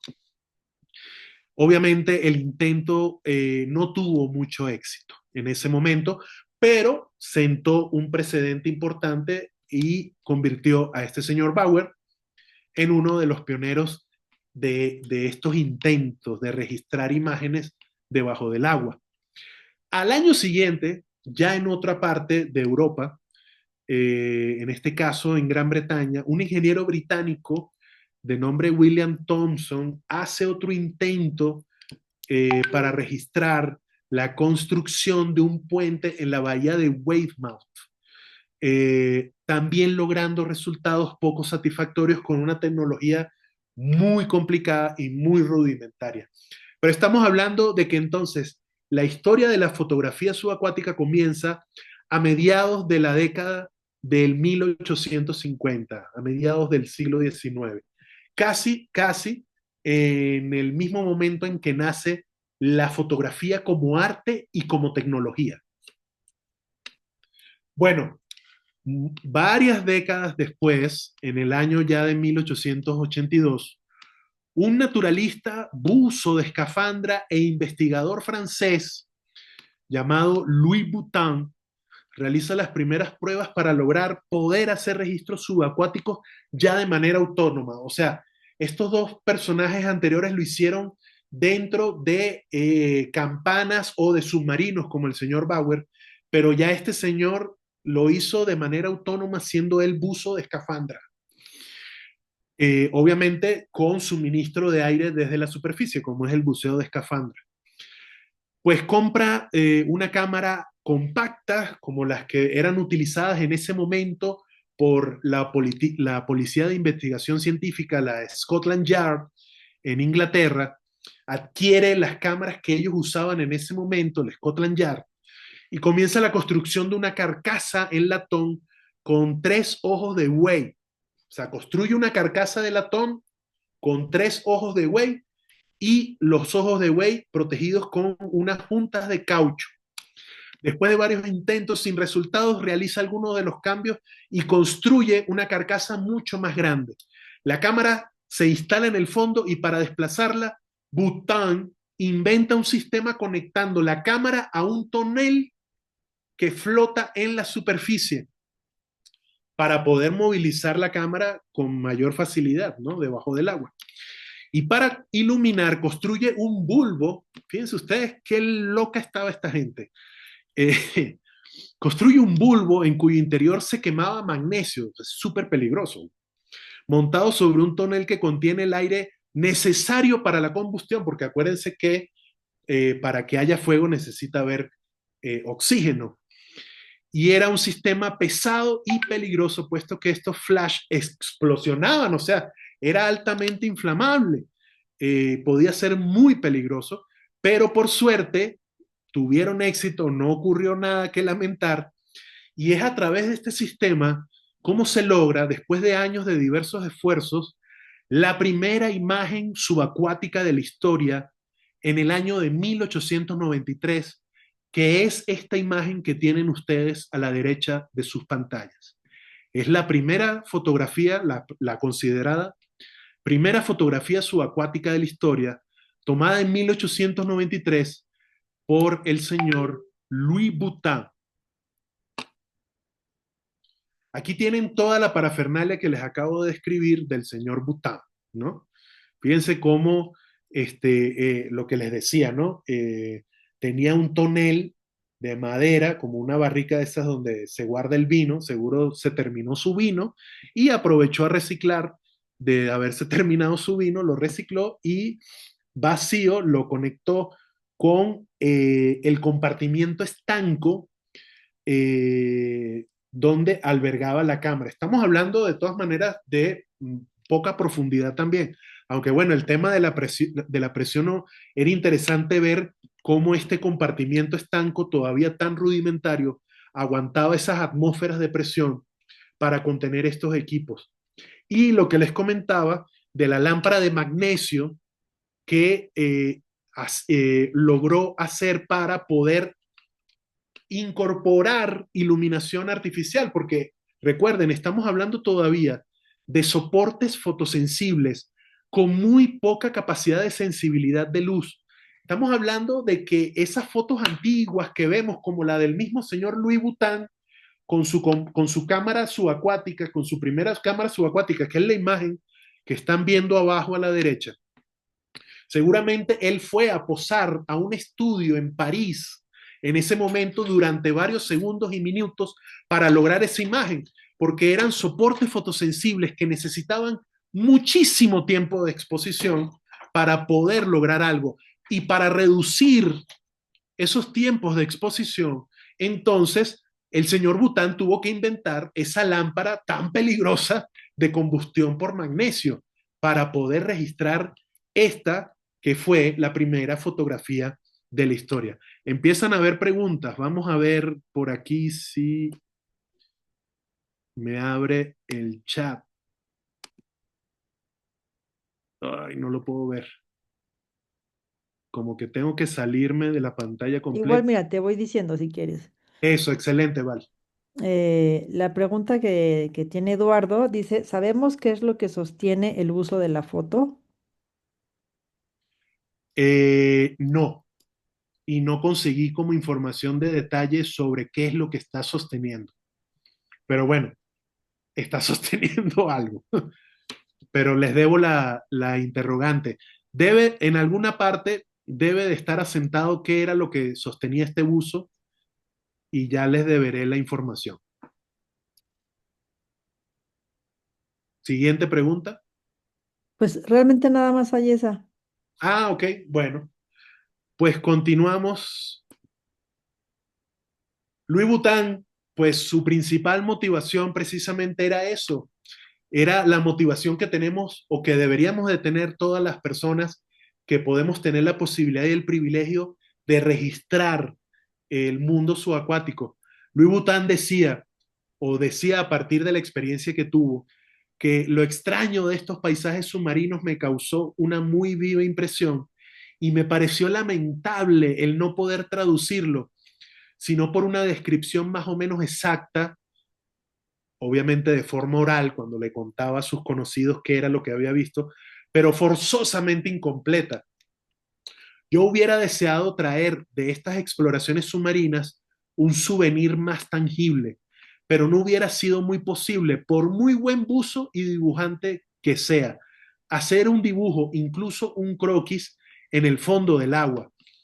Louis Vuitton tenía la inquietud de que cada vez más personas pudieran tener la posibilidad de poder ver cómo era el fondo del agua y eso quizás es una de las misiones que tenemos los que tenemos la posibilidad de registrar imágenes bajo el agua, llevarle al resto de las personas que están en la superficie este mundo tan maravilloso de una manera fidedigna, ¿no? Esa era una de las grandes inquietudes, además obviamente de una herramienta para hacer un registro de todo su trabajo científico, porque como les dije anteriormente, Louis Vuitton era un naturalista francés y a él le interesaba también hacer, digamos, sus inventarios sobre las especies que él estudiaba en su actividad como naturalista, el señor Louis Vuitton. Bueno, seguimos avanzando y ya entrando en el siglo XX, hace exactamente 100 años, en 1926, el fotógrafo e ictiólogo, para quienes no sepan, la ictiología es la parte de la biología marina que se especializa y se encarga en el estudio de los peces. El ictiólogo norteamericano Charles Longley logra la primera fotografía subacuática a color, que la tenemos aquí a la derecha. Primera fotografía subacuática de la historia a color, la cual es publicada, bueno, obviamente el señor era ictiólogo porque le interesaba fotografiar esta especie de pez y por eso la primera fotografía subacuática a color es de un pez porque la tomó un ictiólogo, fíjense ustedes, y la cual es publicada ese mismo año en la National Geographic Magazine. Para lograrlo, pues, fíjense ustedes, para lograrlo, él empleó un novedoso sistema para la época, todavía la mayoría de las fotografías eran a blanco y negro, era demasiado extraño conseguir fotografías a color en ese momento, muchas eran coloreadas manualmente, como también sucedía en el cine. Si ustedes ven varias películas del cine silente, del cine de la primera parte del siglo XX, algunas están coloreadas manualmente, pero no había un soporte fotoquímico que registrara el color, pero empezaban a haber desarrollos en ese aspecto y había una muy nueva tecnología en ese momento que se llamaba autochrome eh, y que a través de una cámara que usaba placas de 4 por 5 pulgadas, placas, no películas, placas de vidrio o de algún tipo de metal, y la emulsión, en vez de estar dentro de una película fotográfica o cinematográfica, estaba, digamos, impregnando esas placas, en este caso, una emulsión que permitía registrar el color que se llamaba autochrome. Pero como les decía anteriormente, eran emulsiones, o sea, soportes fotoquímicos que tenía muy poca sensibilidad a la luz. Entonces, ¿qué fue lo que hizo con otro amigo ingeniero, el señor Longley, el señor Charles Longley? Para iluminar esta escena, diseñaron una barca que se quedaba en la superficie y que contenía magnesio en su interior y que flotaba en la superficie por encima del punto donde el señor Charles hacía su inmersión y era donde se iba a dar el registro fotográfico. Y lo que hacían era que hacía explotar el magnesio, si era magnesio, sí, era el magnesio, lo hacían explotar en la superficie. Obviamente el señor Charles ya estaba listo abajo, esperando el destello de la explosión, y pues ya con la fuente de luz que venía de arriba, fíjense ustedes, la fotografía lo dice, porque miren dónde está ubicada la sombra del pez.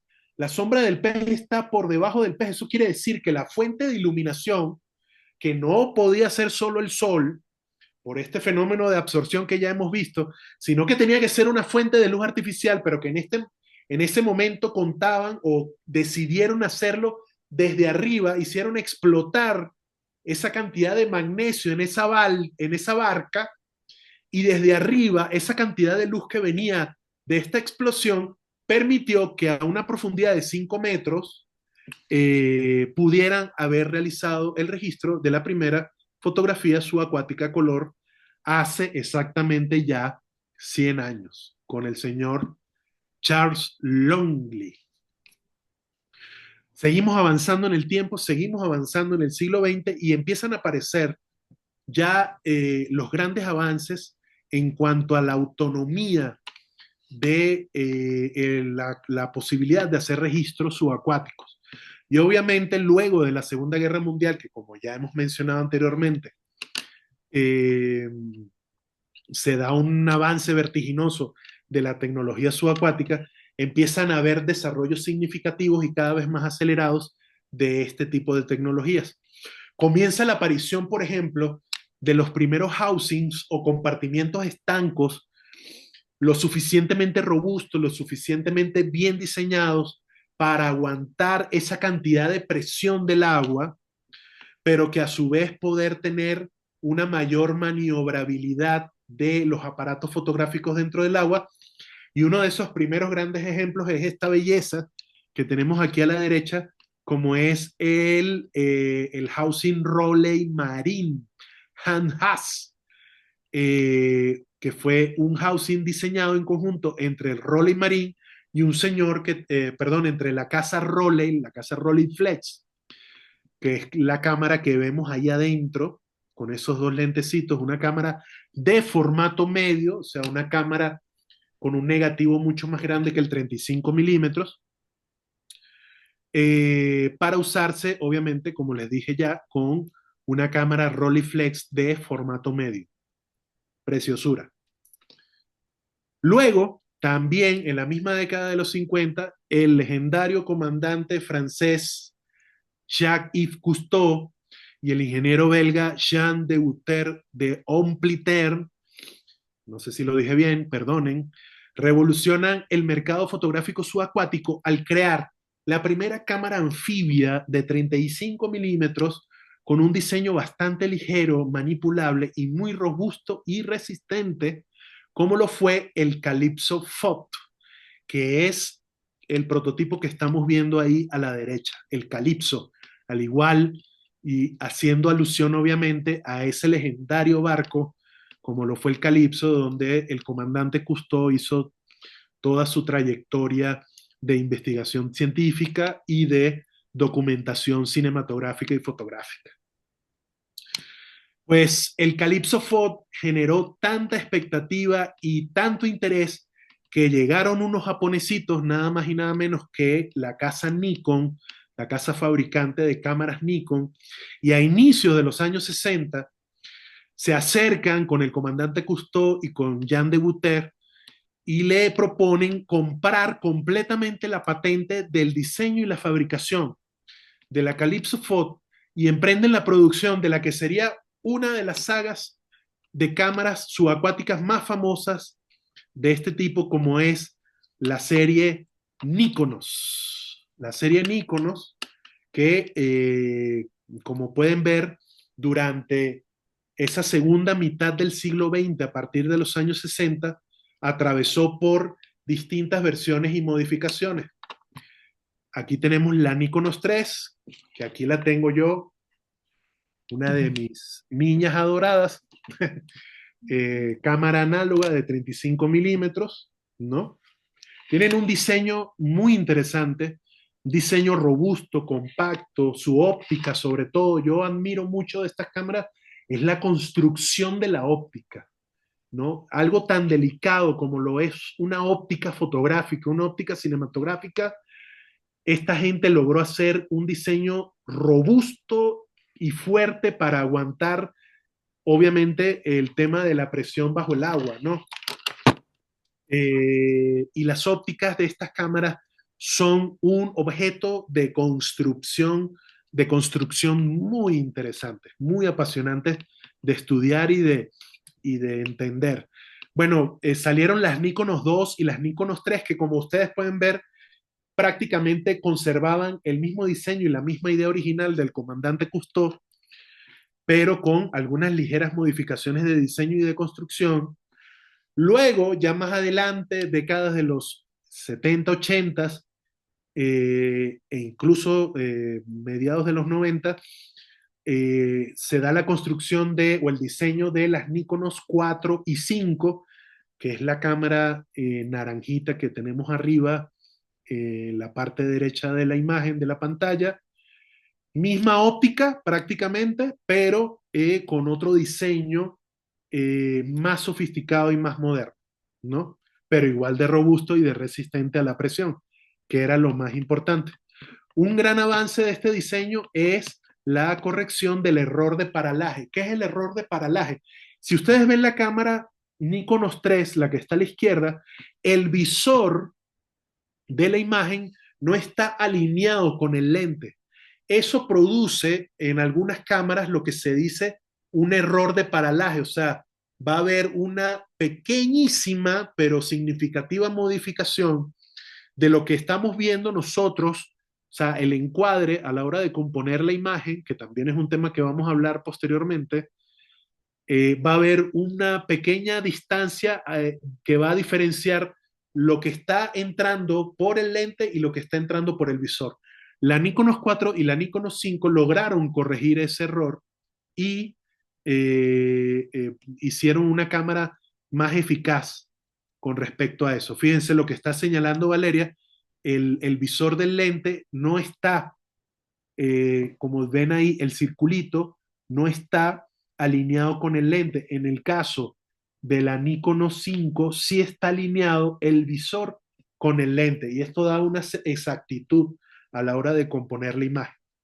Luego, la última cámara de película que saca Nikon, en este caso cámaras compactas, estamos hablando de cámaras compactas, o sea, estamos hablando de que esto es la cámara, no es que estamos introduciendo una cámara que es usada para trabajar en la superficie en una carcasa o un housing o un compartimiento estanco, no, esta era la cámara era el housing, por eso son unas construcciones tan maravillosas de cámaras. Y la última que hizo Nikon para película, para trabajar con película 35 milímetros, es precisamente la Nikon RS, que es la cámara que vemos abajo, producida a principios y mediados de los años 90, y esa fue la última cámara subacuática de película 35 milímetros que diseñó Nikon, ¿no? Pues fue una línea muy producida, muy afamada, para casi todos los usuarios, buzos y buzas, obviamente, aunque también para mucha gente que simplemente quería disfrutar de tener la posibilidad de registrar tomas bajo el agua, ¿no? Fueron productos, digamos, hasta cierto punto bastante masificados por la casa Nikon, su línea subacuática Nikonos, y forman parte fundamental de la historia de la fotografía. Esto, digamos, como lo estamos viendo, es un pequeño gran repaso de mucha de esta tecnología. Obviamente hubieron mucho más equipos y mucho más tipos de cámaras, ¿no? Y ni hablar de la tecnología cinematográfica que hablaremos también un poquito más adelante. Bueno, y ya para terminar, pues aquí tenemos un caso también de una cámara que también era el compartimiento estanco, pero a diferencia de esta, que era una cámara de formato medio que estaba dentro de un compartimiento estanco, como fue la Rollei Marine, aquí estamos hablando de una cámara que era su propio compartimiento estanco y que traía incluso el lente acoplado, como fue el caso de la Siluro S, una cámara de formato medio también, o sea, un negativo de mayor tamaño que la de 35 milímetros. Y que fíjense qué interesante, solo disponía de un lente angular que estaba con una apertura fija de diafragma 11 y diafragma 22. ¡Wow! ¡Qué locura! Pero y entonces, ¿por qué me fabricas un lente con un diafragma, primero que no se le puede mover el diafragma y segundo que lo dejas así de cerrado? Bueno, porque la cámara venía incorporada con ese flash que ustedes ven ahí a la derecha, que era un flash de una bombilla que ahorita no recuerdo el nivel de potencia y de intensidad que daba esta fuente de luz artificial, pero la idea era que uno bajara con este equipo de formato medio, de película de formato medio, con este flash y que la apertura del diafragma para todos, que yo creo que somos fotógrafas y fotógrafos aquí, nos iba a garantizar una apertura de diafragma, perdón, una profundidad de campo bastante amplia y que contando con una fuente de luz artificial no íbamos a preocuparnos de que el lente tuviera ya esa apertura fija tan cerrada, ¿no? Pero fíjense ustedes qué curiosa la configuración de este equipo que tenía, como ustedes pueden observar arriba, como esta especie de visor o esta especie de referencia cuadradito, porque precisamente ese era el formato de la película fotográfica, era un formato cuadrado 4x4 o 6x6, ¿no? Dependiendo del tipo de película que se usase. Y bueno, ya llegamos a, digamos, obviamente, las tecnologías digitales, las tecnologías más cercanas y las que usamos hoy por hoy. Hoy en día, casas fabricantes como estas dos que tenemos ahí en la imagen, aquí tenemos dos housings para el mismo modelo de cámara, pero de dos casas fabricantes distintas. La de la izquierda, la negra, que es la Náutica, y la de la derecha, que es la Ikelite.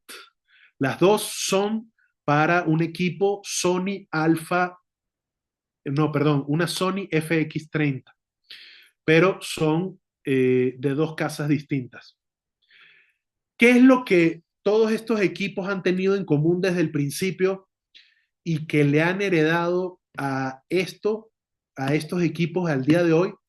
Primero, creo que una característica fundamental y la que buscamos, obviamente, las y los fotógrafos subacuáticos, es contar con un equipo que nos dé la mayor posibilidad de poder hacer la variación, la mayor cantidad de variaciones posible desde afuera a los parámetros de exposición, a los parámetros de color, a los parámetros de sensibilidad de la cámara que estamos usando, ¿no? Creo que esa es una de las cosas que buscamos siempre quienes queremos operar o tener acceso a un equipo de este tipo, es precisamente eso. Porque digamos que hay cosas que hay que considerar antes de entrar al agua, como yo les decía anteriormente, ¿no? Y dependiendo del tipo de buceo que vamos a hacer, dependiendo del tipo de zona que vamos a cubrir, a registrar, dependiendo del tipo de visibilidad del agua, todos esos temas que vamos a hablar más adelante, pues obviamente son consideraciones que vamos a tomar en cuenta antes de entrar al agua y que tenemos que preparar en la cámara antes de meterla dentro de ese compartimiento estanco, ¿no? Pero una de las principales facilidades que podemos tener es poder tener un control absoluto de los parámetros de exposición de luz, de sensibilidad de la imagen, de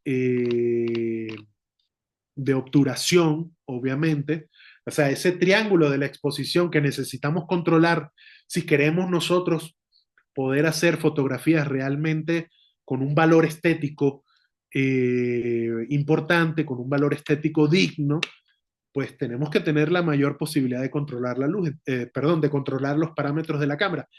Y fíjense ustedes cómo estos equipos procuran, en la medida de las posibilidades, poder ofrecerles al usuario este tipo de facilidades desde afuera.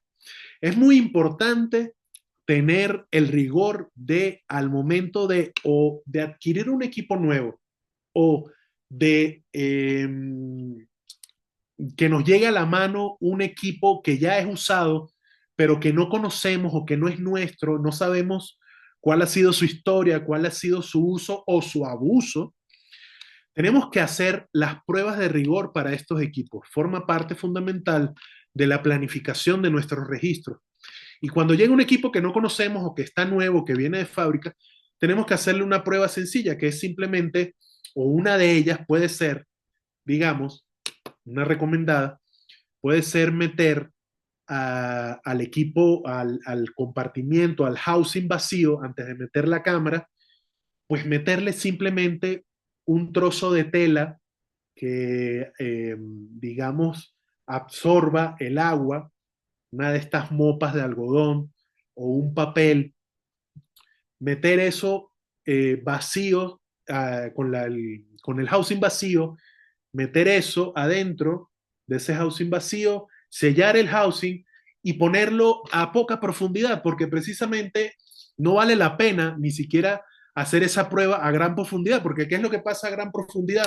Recuerden que por efecto de la presión, todos los compartimientos, las juntas, las grietas, todo lo que sean uniones, se comprime más.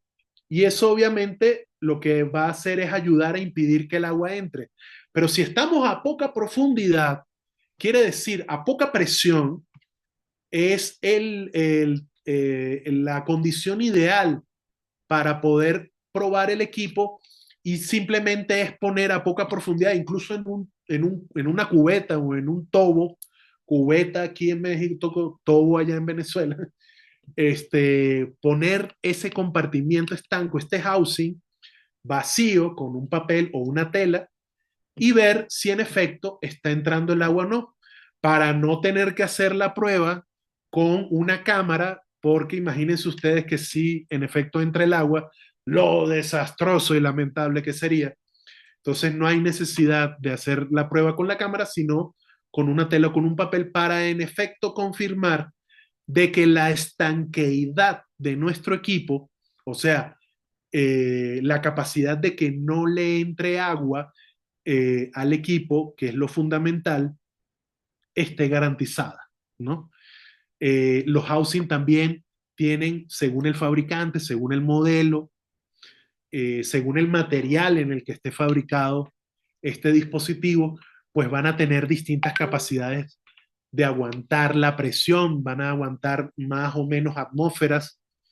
Eh, Hay housing que pueden aguantar hasta 15 metros solamente, hay housing que pueden aguantar hasta 60 metros, hay housing que pueden aguantar más de 200 metros. Va a depender del uso, del tipo de equipo, de modelo, de la casa fabricante, etcétera, etcétera, etcétera.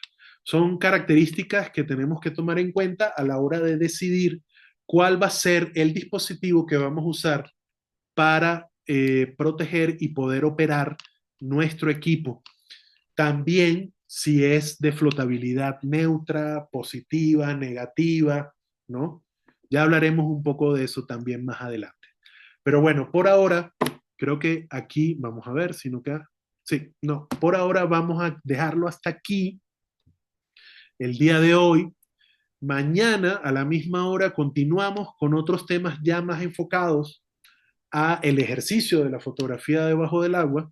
Hoy hablamos, como ustedes vieron, de temas muy generales, básicos y fundamentales para entender el medio en el que nos estamos metiendo, yo no quiero decir el problema en el que nos estamos metiendo, más que problemas son retos, y son retos muy apasionantes porque requieren mucho rigor, mucha preparación y mucha planificación. Entonces, mañana hablaremos un poco más de esos temas y pues les agradezco muchísimo tanto a las personas que están aquí en México como a los queridos paisanos que me están escuchando y viendo desde Venezuela. Les agradezco muchísimo la atención y de nuevo el agradecimiento a la Asociación Mexicana de Imagen Subacuática, la MISUB, a Valeria, a Heidi, queridísimas, por darnos esta oportunidad aquí de pues volver a repasar estos conceptos básicos que creo que son interesantes siempre de volver a visitarlos y compartir toda esta conversación con ustedes. Muchísimas gracias, Marco. Pues tenemos todavía algunas preguntas. No sé si podemos Adelante. aprovechar este ratito que nos queda para tratarlas.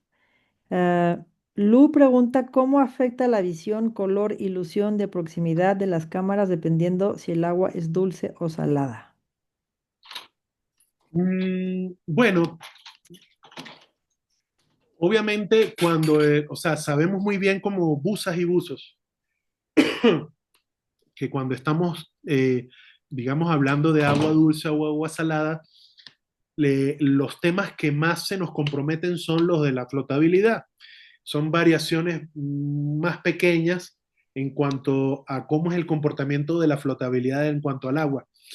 Básicamente, y yo creo que es indistinto si es en el mar, en un río, en un lago, va a depender no tanto de si es agua dulce o salada, sino de las características fisicoquímicas que tenga esa zona, si es un río con muchos sedimentos, si es un agua con mucha suspensión, etcétera, etcétera. No creo que el agua dulce o salada determinen mucho o diferencien mucho más allá de características puntuales de cada sitio, porque bueno, puede haber espacios de mar en el mundo que sean tan transparentes como una alberca o piscina, o pueden haber espacios de mar con una visibilidad pésima, más pésima que la que quizás haya en el río Amazonas. Todo depende del de el espacio geográfico, la zona de agua y las características físico-químicas, etcétera, que de eso vamos a hablar también un poco mañana, el tema de la visibilidad. Muchas gracias. Y luego por aquí Mike pregunta que si la Nauticam aguanta la presión, que qué opinas de ella. Mira, sí, o sea, sí, depende de cada housing, ¿no? Yo no quiero hacer tampoco publicidad aquí. Estamos en una actividad académica de una asociación civil y no estamos en un workshop comercial acá. No le quiero hacer publicidad ninguna, pero bueno, puse de ejemplo estas dos marcas y no las estoy poniendo ejemplo porque es la que les quiero recomendar, pero son, digamos, como dos casas fabricantes de las más populares y las más conocidas a nivel mundial, pero hay muchísimas otras y quizás hay muchísimas otras de mucha mejor calidad y de mucha resistencia o de mejor resistencia. Pero bueno, todos son equipos que están probados, que atraviesan procesos de fabricación muy rigurosos, pues porque, bueno, comprometen para ellas como casas fabricantes un tema de prestigio y de confianza en sus usuarios. Entonces, bueno, sí, son equipos como Nautica, equipos como Ikelite, generalmente son confiables. Creo yo, quizás la Nautica pueda ser más confiable que la Ikelite. Bueno, eso depende de cada uso que se le vaya a dar y de cada preferencia de cada usuario.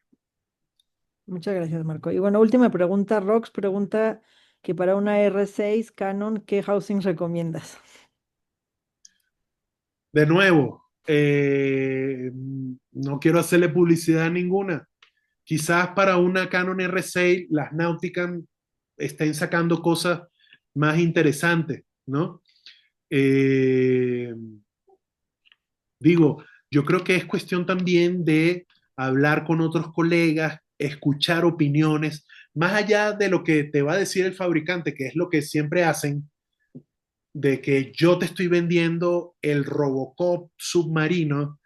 No, yo creo que es cuestión también de cotejar impresiones, meterse en foros, hablar, aprovechar, por ejemplo, este tipo de organizaciones como la MISUB, donde hay varios colegas con distintas impresiones, distintos puntos de vista y cotejar, ¿no? Cotejar precisamente cuál puede ser una mejor opción para un tipo de cámara como la Canon R6. También, obviamente, está el tema de la disponibilidad, porque quizás no todas las casas fabricantes han fabricado hasta ahora un housing para la Canon R6.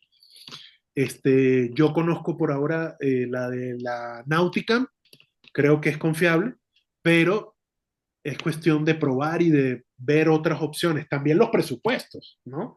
También los presupuestos es otro tema, ¿no? Con cuánto presupuesto cuenta cada quien, ¿no? O sea, es una serie de variables y factores, pero yo no me atrevo a decirte, ve y cómprate el housing tal. No. Muchas gracias. Y la última pregunta, si quieren, para ya terminar, es de parte de Lu, que dice, ¿la Nikonos que usted tiene es memorabilia o si se le da uso? Me da la curiosidad si ha tomado fotos con ella y cómo se ven. Por supuesto que sí, este tanque japonés, este submarino japonés maravilloso, sigue tomando fotos hoy en día.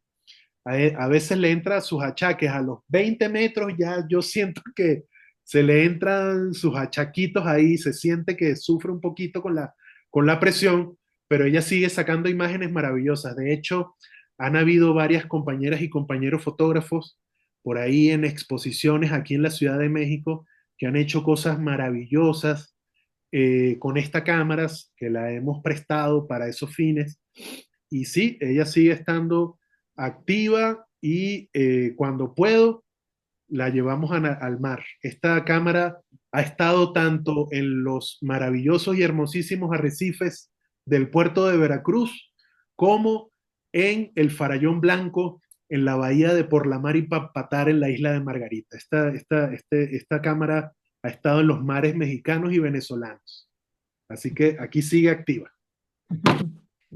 Pues muchísimas gracias. Ha sido un taller sumamente interesante. Esta parte de la historia es muy inspirador porque también nos hace valorar el camino que estos visionarios trazaron para poder llevarnos al día de hoy lo que tenemos como equipos fotográficos y es muy importante recordarlos y también entender por dónde pasó la fotografía que hoy pues tenemos a la mano.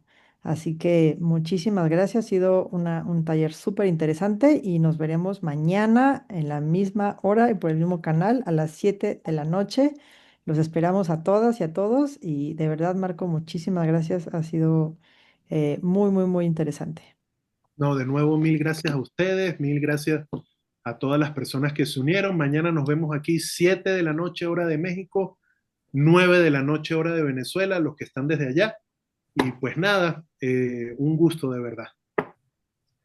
Muchas Gracias a gracias a todos. todos. Gracias.